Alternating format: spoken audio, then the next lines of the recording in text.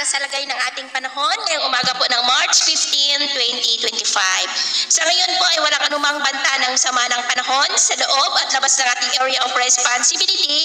Easterlies pa rin ang hangin na umiihip ngayon sa ating bansa. Ito po ay mainit na hangin na nanggagaling po dyan sa silangan o Pacific Ocean. At sa ating long range forecast, consistent pa rin na walang bagyo po na namamataan na tatawid sa ating kalupaan for the next 2 weeks. At sa lagay po ng ating panahon ngayong madaling araw ay maayos ang panahon sa malaking bahagi ng ating bansa, pero may tsansa ng mga isolated rain sa ilang bahagi po ng Giwan, Dinagat Island, Davao Region, General Santos at Sultan Kudarat. At mamaya po ay sisikat ang araw sa malaking bahagi ng ating bansa, mainit at maalinsangan, pero may tsansa pa rin ng cloudy skies with isolated rain sa ilang bahagi po ng Catanduanes, Eastern Samar, Dinagat Island, Bislig, Davao Region at ilang bahagi po ng Sorsogon. At mamayang hapon, mainit at maalinsangan pa rin ang panahon sa malaking bahagi ng bansa, pero may tsansa pa rin ng mga cloudy skies with isolated rain sa ilang bahagi po ng Samar Provinces, Leyte, Dinagat Island, ilang bahagi ng Northern Mindanao, Davao Region at Sorsogon.